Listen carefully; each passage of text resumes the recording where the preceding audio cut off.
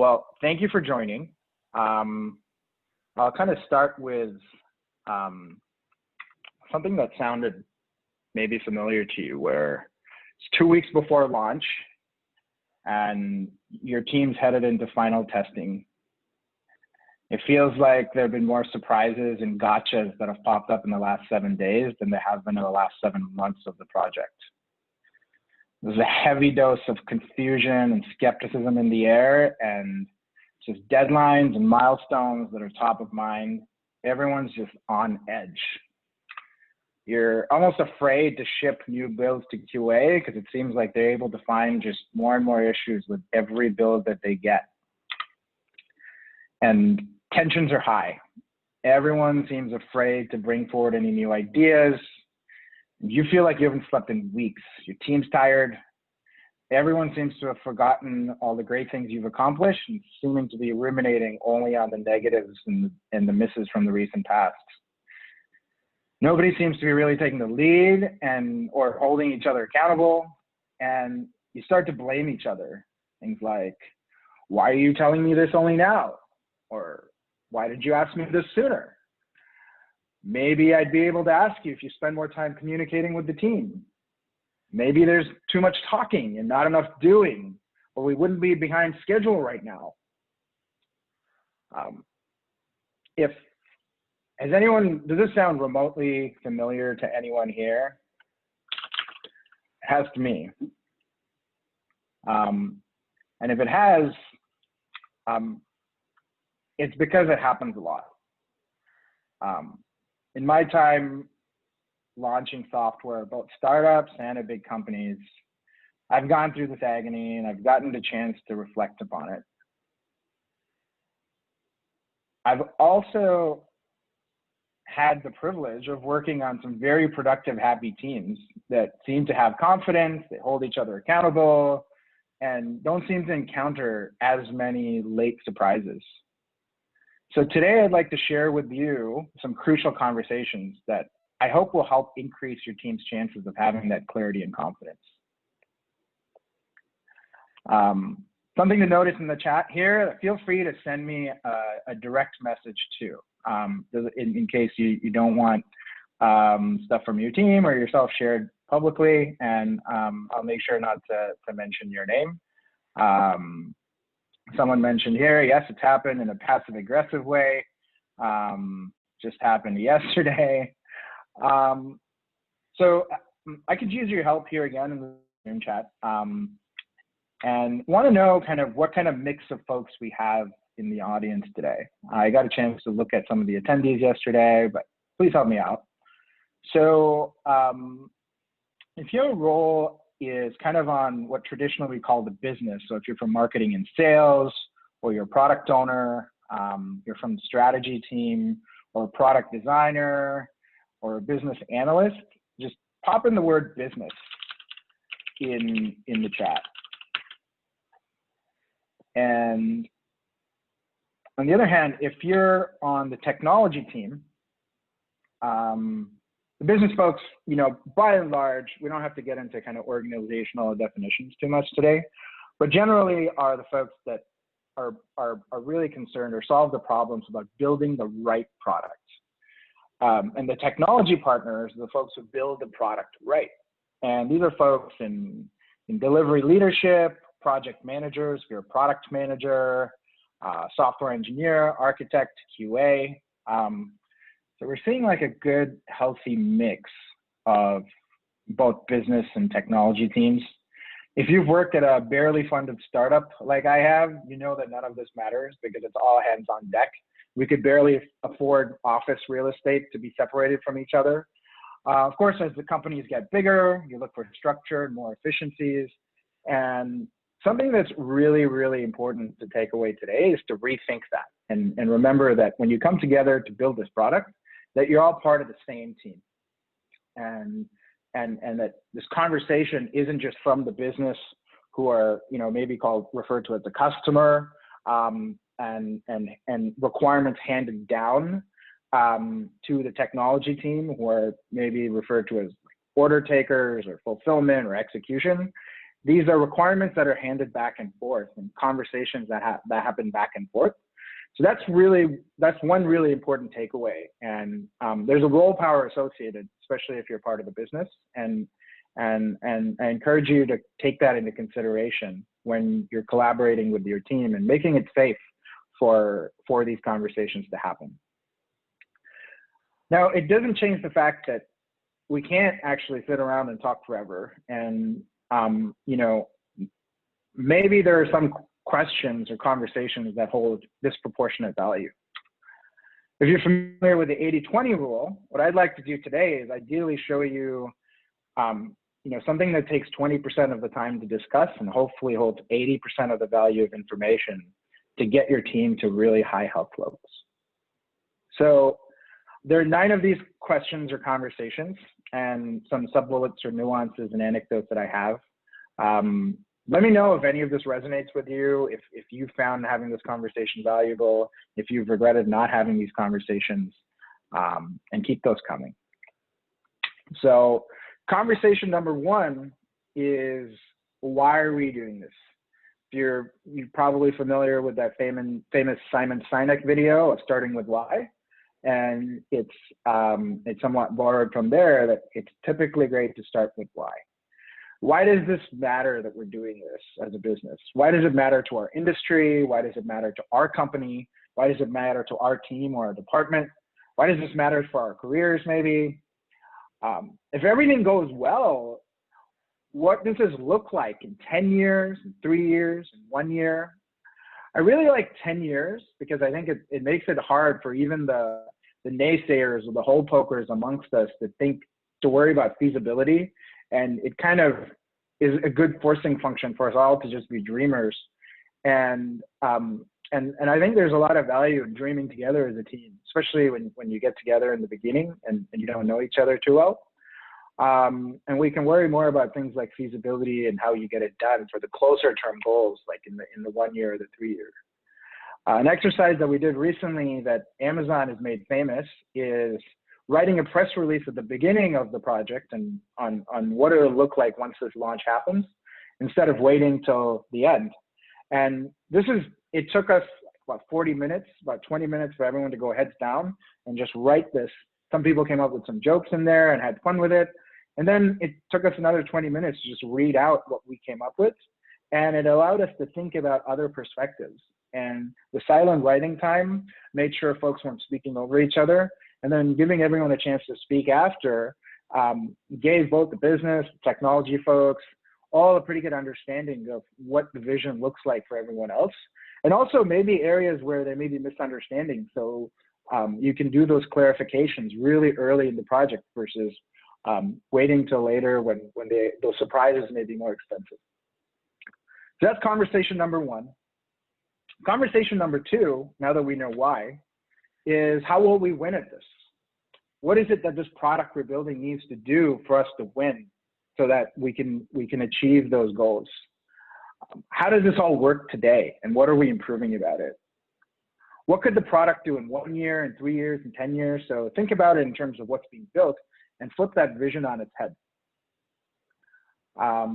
So these are kind of around the strategy and the mission and vision of the product. And it makes sense to kind of take a pause right now and see if you have any questions or anything that anyone would like to add.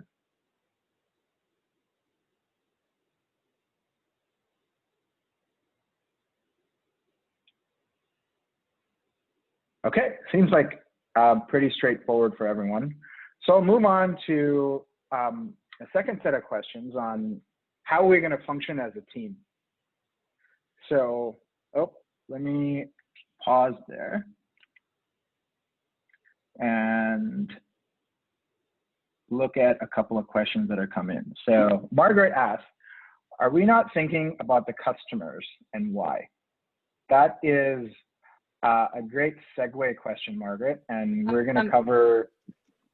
I'm sorry, Ashok, it was about the customers. Why are they, what are, why are they buying, what do they need, that sort of thing. Got it, the customers why. So that's going to be covered in the kind of the later part of the section here. So I really appreciate the segue about what who it's for, what it's for, and so on, and the why of the customer. Initially, I find it valuable to talk about the why of the business, so that it's the mindset is aligned in terms of what's important to your teams and your company and your roles. And then it's a little bit in the how in terms of when it comes down to certainly what features you want to build or what kind of interfaces you want to have, that you want to take that human-centric approach. So bear with me as I go through some more of these conversations, and I'll circle back with you at the end. And then Ashley asks, I'm curious about winning versus an infinite mindset. Ashley, are you able to maybe unmute yourself or follow up in the chat and tell me a little bit more about that question? Yeah, you mentioned Simon Sinek, so I'm assuming that you have seen his most recent work about the infinite mindset and the infinite game and how business doesn't work. I am not as familiar. Oh, I'm not as familiar, so maybe you could give us a quick summary on it. He gives a good example of when he interviewed Microsoft and Apple and asked them the same question of, what are they focusing on now? Microsoft's question or answer was based on beating Apple. It was all about the competition and the game of winning a game that doesn't really have any rules. And when you asked Apple the same question, probably an executive of some kind, the answer was, we want to be a company that allows people to access mobility or communication. It had nothing to do with a game that they were trying to win. So on your previous slide, you had how do we win as a title. And it always kind of gets me because I'm like, well, are we trying to win something? Like, and against who? Because I think the game always brings up a little bit of stress inside me, because it's like, how do I win a game that I don't really understand has any rules? So I try and flip that one. And I'm still trying to figure out how exactly. So I guess that's where my question comes from. I think that's a good question. And, there are different organizations that have those different philosophies, right? And there's no, in my opinion, there's no right or wrong between those two necessarily, especially when it comes to these conversations. I think with respect to the team that you're on and asking the questions to help you be most productive for the team, I think it's important to know which of those two, if those are the two choices, your team is employing as a strategy.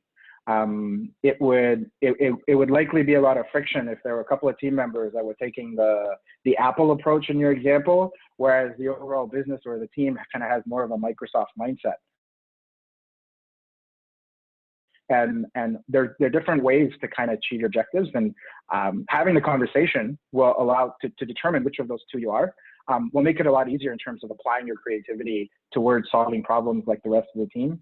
As opposed to, if you don't have the conversation, you're likely to kind of leave your team members to their best moralities, and then that could cause some friction in terms of having different values.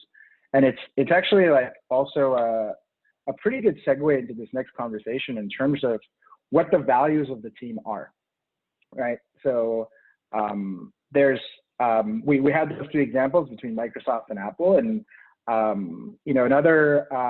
another example that comes to mind is value alignment between Amazon, the differences between Amazon and Apple too, where Amazon talks about frugality, and their early customers were really driven towards the inconveniences of doing e-commerce back in the day and not being able to go get that book from Barnes and Nobles right away because of the lower cost.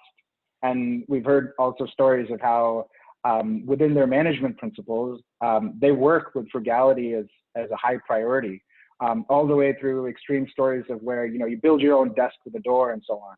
Apple, on the other hand, caters towards folks who like buying $1,000 cell phones, and they have glass staircases in their office too.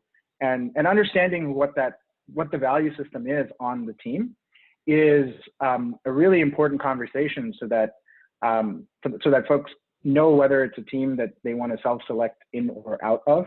And once they're in there, how everyone's going to kind of play. There are core values exercises.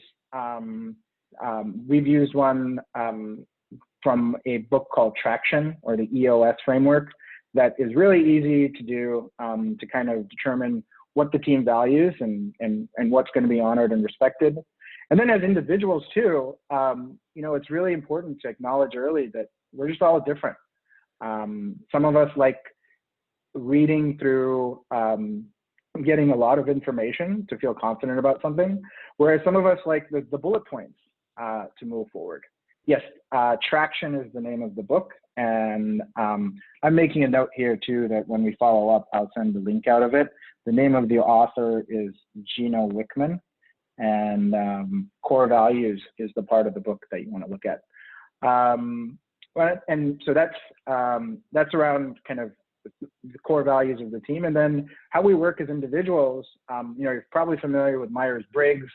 DISC is another option. Acumax Index is a different one, where just getting to know how all of our brains are wired differently and how we're all different. Number one is important for some of us, where you even know that we're not all the same. And then when it comes to the team that you're working on, it's also really important to know how different folks are wired and what they find energizing and how to best interact with them, so that when you're trying to solve a problem with someone, you're able to maybe change the way that you interact just enough so that the other person feels comfortable, and you're able to do that back and forth as a team. So those are some that I definitely check out. And in the past, we've had our analyses, or how to best interact with us, pulled out in front of us, and during a kickoff, we'll read that out amongst us and share with the rest of the team. And it also helps with kind of feeling a lot closer for the beginning of the team. I'm going to kind of transition these conversations to number 4, around things that are more constraints or risks. This one I'm not going to spend a ton of time on. I'm sure that you know, timelines and milestones are beaten to death in various conversations you're already in. I think the third question here and the sub-bullet points, why the dates are important, are maybe the one that I find that some teams miss. And without knowing the context around why a date's important, not everyone's able to apply their creativity and problem solving towards a specific constraint. And so if you're someone that has been part of the decision of choosing dates, whether it's a competitive reason, whether it's wanting to go alongside another product launch that's at your company, it's really important to share that with the rest of the team, and it can go a long way. Then this one is a little bit more, number 5 is around the technology landscape. What about our current tools or technology or stack may make this vision or this mission hard to achieve, or difficult to do? It's really important for the business folks to kind of understand what tools that the execution team, or what challenges the execution team might be up against, so they can go back and forth and problem solve with you, rather than feeling like you're on two sides of the table there. My ask of the technologists, the engineers, the architects in the room is to try and, as far as possible, to communicate these challenges in business terminology and limiting the jargon. So if you're not sure, just kind of talk about the problem in terms of, is it going to be better for the customer? Is it going to be more reliable? Is it going to be cheaper? Is it going to be faster? And think about which of those 4. Most of the opportunities or risks kind of tend to fall into those. And that way you can speak the same language and problem solve together. And the next one is, what integrations do we use? So, hey, we have a mapping app in here.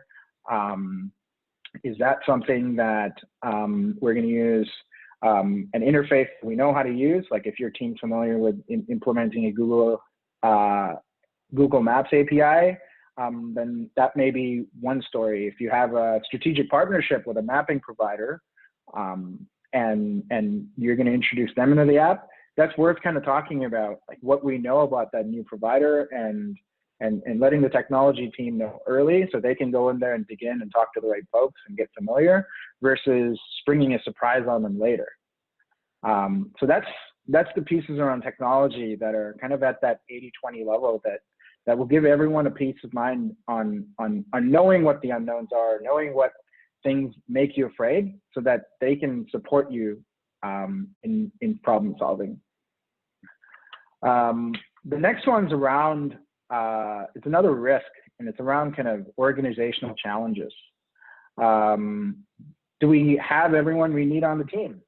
Maybe there's a subject matter expert that's dedicated only part-time, but for the next 4 weeks, you need more than full-time of her priority.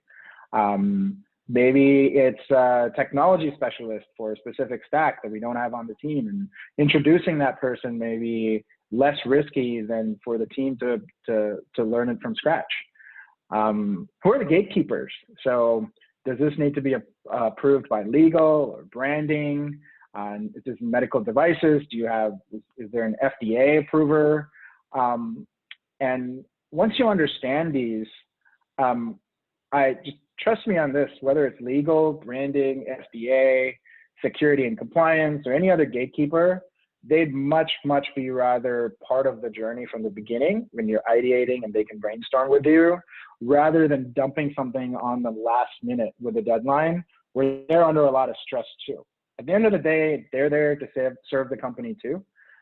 So this is a way in which you can have this conversation and think through what's it going to be like to organize this team, and whose help do we need to get this out, and who needs to know about this early.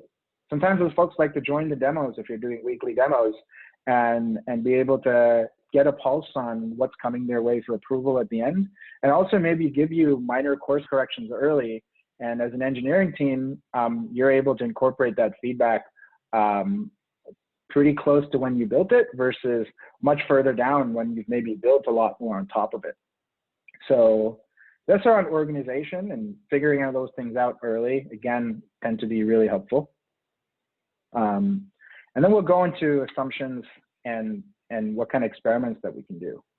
It's when you have a cross-functional team and you have folks from the business and technology and customer service, customer excellence all coming together, you all have your own experience, your own instincts, your own insights. And when you see this coming out at you, there's a certain part of you that's going to get really excited about wanting to be part of this team. And maybe another part of you that's getting a little worried about, are we thinking about this? Are we sure we can integrate those two systems? Do we really know that we're going to get this much market traction on this? Do we know that the customers want this? And there's going to be a ton of those that come out, and a lot of them will get alleviated just by having the right people in the room. Sometimes the folks from the product side may think that the technology is hard to implement, but the engineers being in the room may look at it and say, actually, this is really straightforward based on the tools and what you're asking for. I'm not too worried about the delivery side of this. On the flip side, the engineers may worry about, I don't think anyone will find this useful, but your product teams may have intel from product strategy or experiments that you've done yourself. And then there will be a bunch of stuff that no one knows. And from those, you want to ask yourself these two questions underneath. Out of all those cross-functional assumptions, which of those could impact you the most? If you were wrong about that assumption, which of those would most likely kill the project or take away from the potential product success? And then kind of put it on a 2x2 almost and compare it against which ones do you know the least about? And sometimes you'd be able to mitigate amongst the team itself, like the examples I gave. And sometimes you may have to go out there and say, hey, you're using this new provider for the payment gateway. I'm going to go, as the engineering team, do this quick spike and get back to you kind of within the first few weeks of the project and make sure that we can do the data mapping that we're looking for back and forth and give you the thumbs up, rather than tell you, months into the project that something that, we could have found out earlier was a surprise that could cost a lot more then, right? So talk about the assumptions openly. It's very empowering to say, I don't know. It's very empowering for your team to hear that. This is something that I would make a mistake of my own, where I think I was protecting a team from keeping them from things that kept me up, and realize now that it's much better to just share those with the team and get on the same page together in terms of mitigating those risks together. So those are around the risks there. We talked about timelines, we talked about organization, we talked about assumptions, I'll pause and see if anyone has any questions around any of these risks and any slides that I can go back to.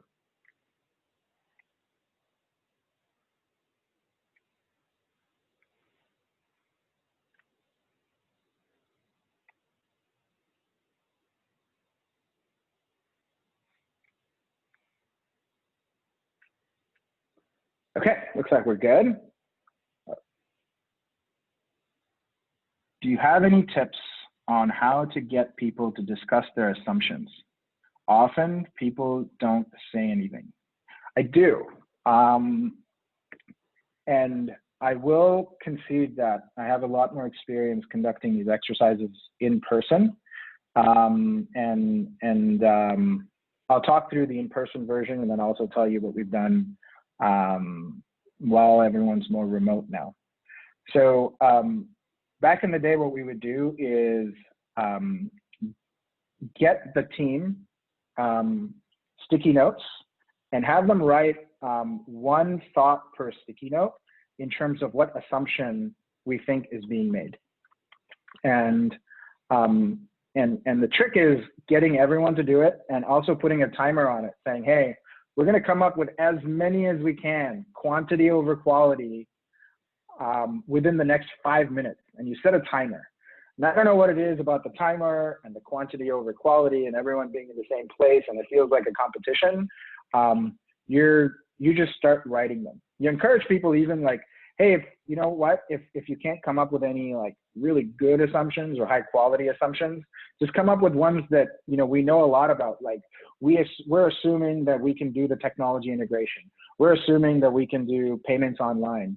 And that will kind of get their brain flowing in terms of what are the other things that we don't know. Like we're assuming that at least 20% of customers will find this valuable.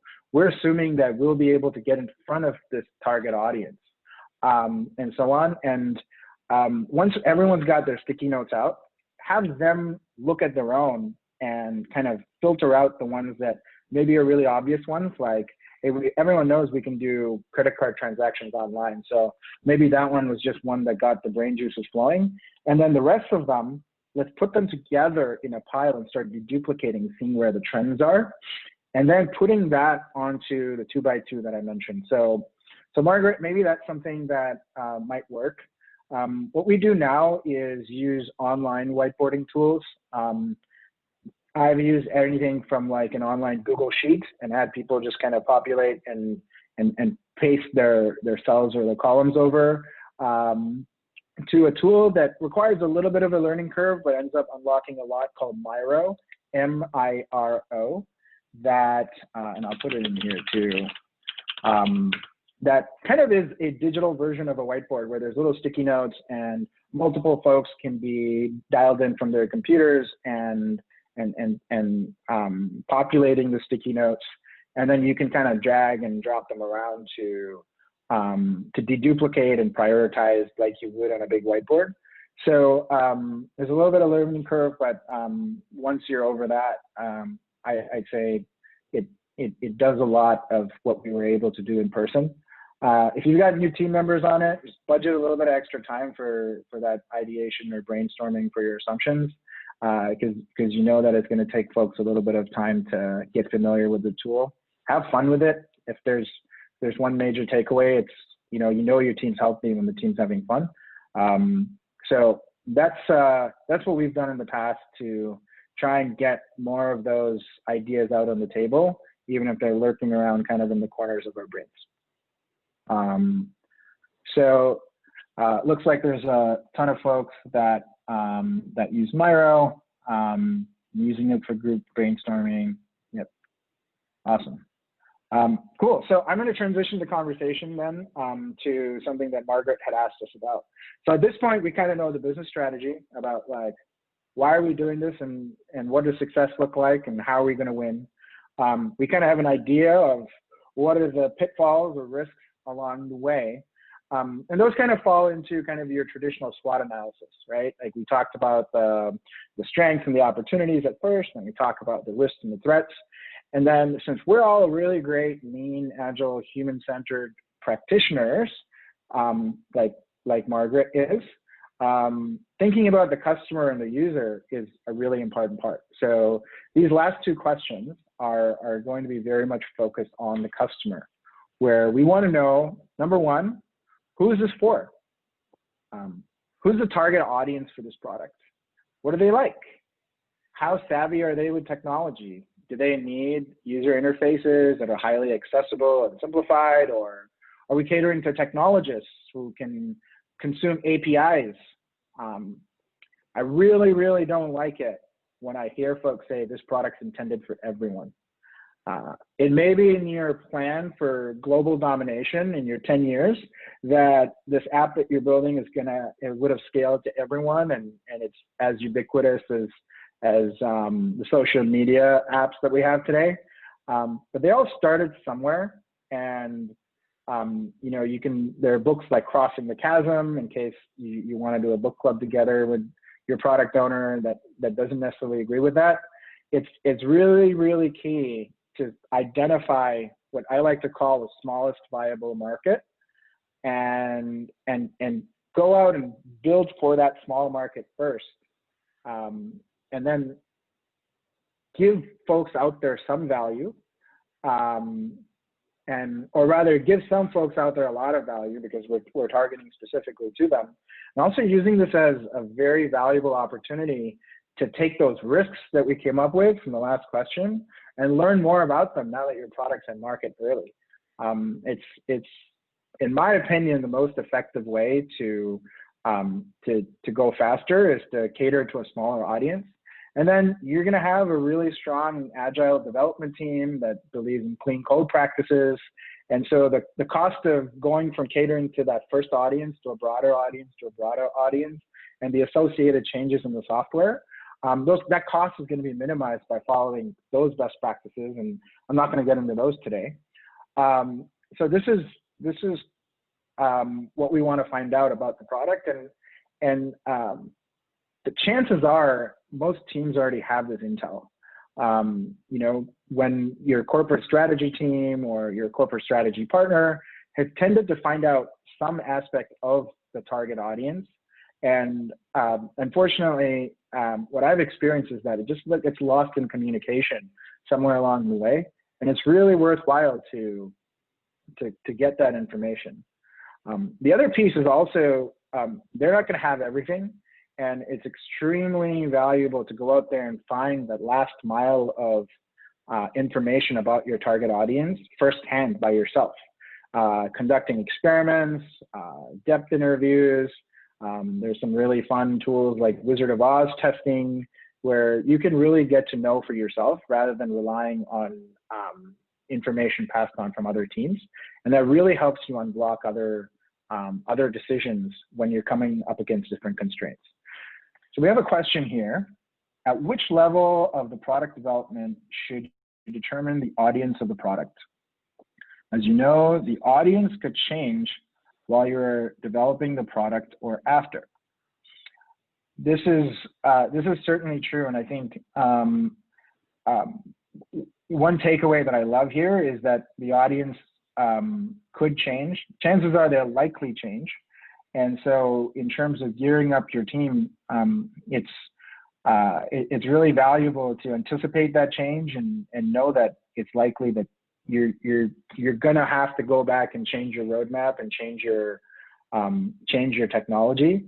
So let's get really good at the change rather than hoping that it doesn't, right? And then at which level of the product development should you determine the audience? To get to that question, Chadi, I'm going to try answering, and then feel free to kind of in the chat or unmute if there's more to it that you'd like to know. This is a question that doesn't really have a catch-all answer, right? Like if you're doing a direct-to-consumer app, Maybe there's a demographic for the specific person in terms of their age and their behaviors, some psychographics. If it's a business-to-business type application, then it's maybe a type of company that you're targeting, and then within there, a role within the company. And one way or another, you're gonna have, you could spend a lot of time kind of thinking about it.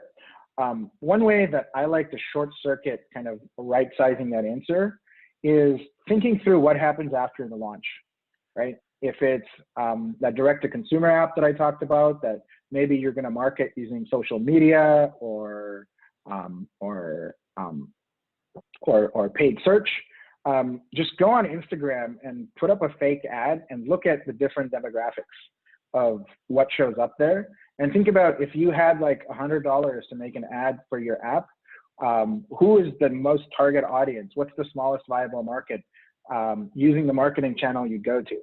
If it's a business-to-business app and then you have a go-to-market sales team, then go to them and ask them, hey, we're thinking about this thing here. Out of the customers that you know, who is most likely to buy this? If I had this ready for you to sell today, and you were going to start picking up the phone and calling folks, letting them know and seeing and convincing them of the value of what we build, who are the top 5 people that we build? And that way, you're able to kind of take a little bit more of a pragmatic approach. And also, it's important not just to think about launch being all the code has been written and it's ready to go. The launch is actually that point at which you get that thing that people want in front of the people who want it. And that's oftentimes the conversation that I use to kind of understand who the target audience is within the laws of physics of which your go-to-market team has to target an audience when they try to sell it anyway. So hopefully that's useful context. Shadi, do you have a follow-up to that? Did I answer your question?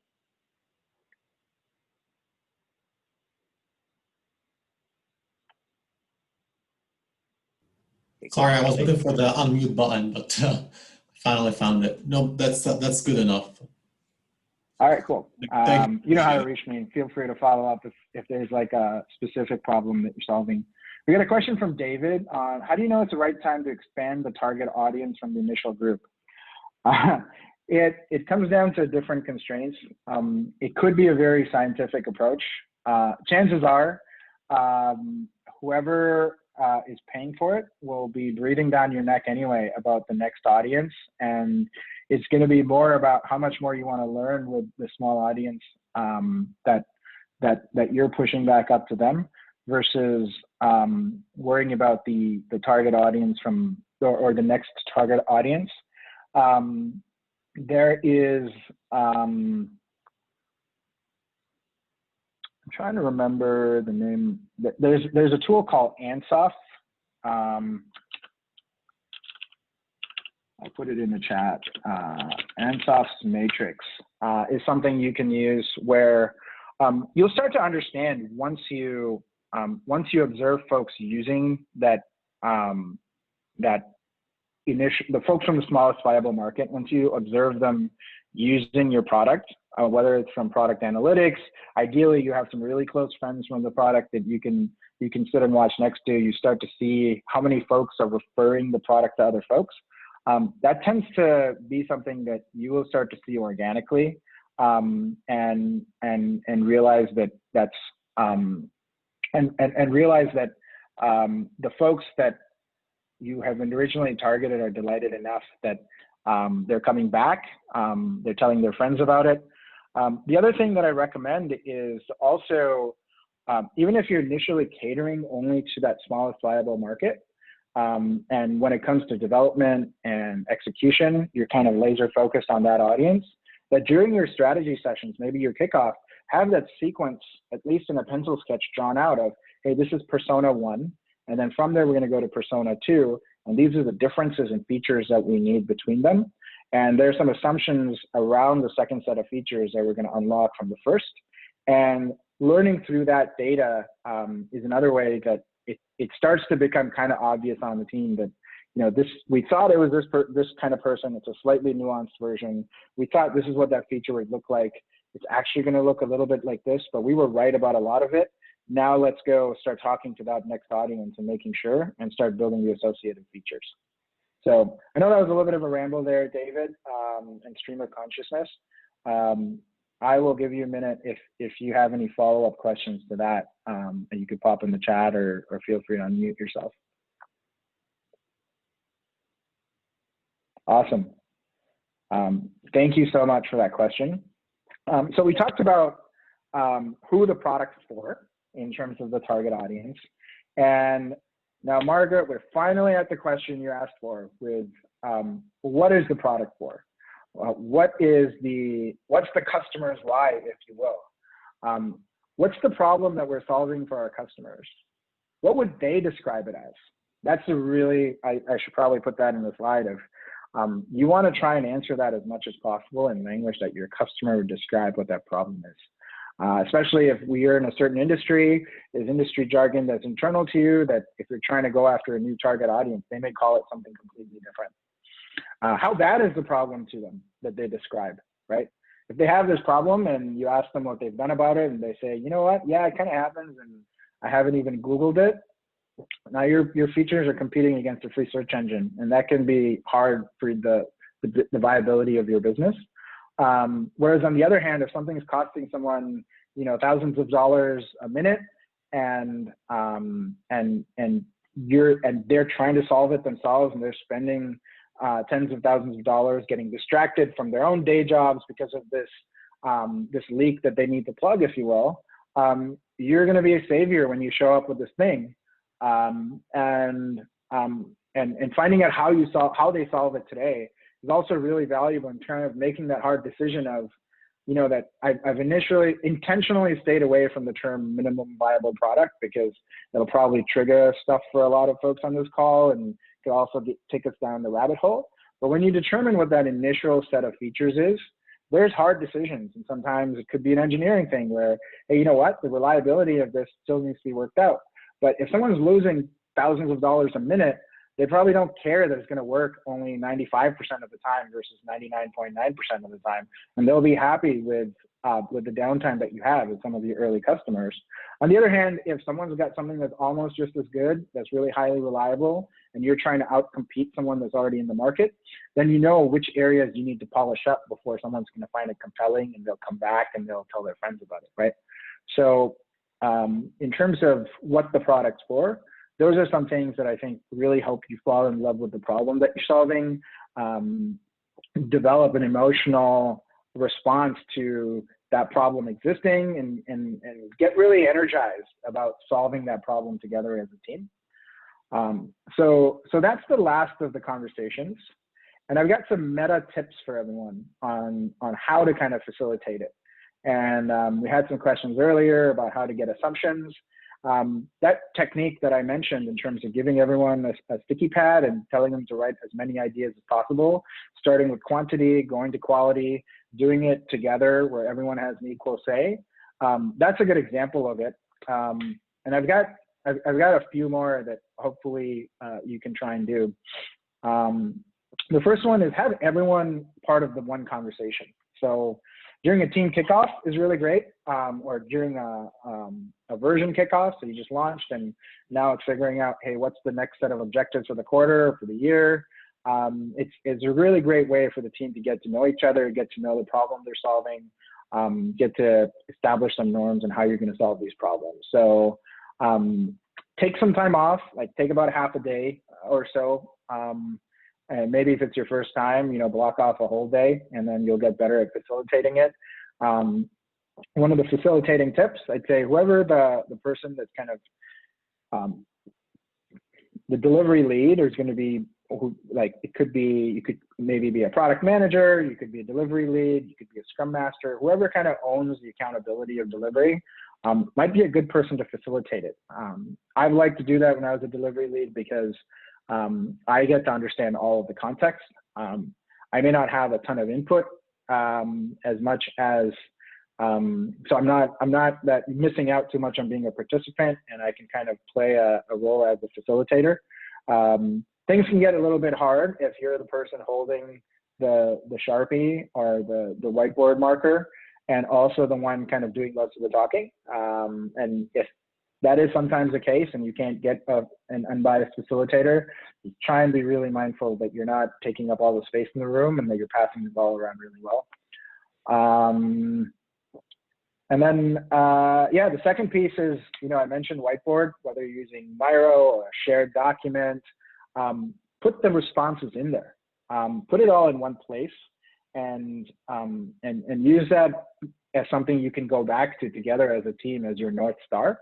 So sometimes it may be just a subset of you trying to solve part of the problem, and you're like, well, if it's scenario A, we would architect it this way, but if it's scenario B, it would be this way. And you can go kind of look at some of the product knowns and unknowns, or the business knowns and unknowns, and know what to build for scale and what to build for change. So that could be a first step that you do before you have to call kind of another one-day meeting to realign. Or worse, if you have to make an assumption based on what you have and kind of just put your head back down, right? And then you find out you were wrong later. So document it, put it in a central place, whether it's your shared drive, SharePoint, whatever, and go back to it often to kind of see how well you're doing. And then this ends up being a really good tool to onboard new team members too, where they come in feeling like they're drinking from the fire hose. And this way you can kind of give them the 80% of valuable information in the first 20% of their time on the team before kind of allowing them to organically learn the remaining 20% of the context as they join the team and collaborate and participate. So those are three norms or three tips I would say in terms of effectively having those conversations with your product team that hopefully you find helpful. Any questions on these?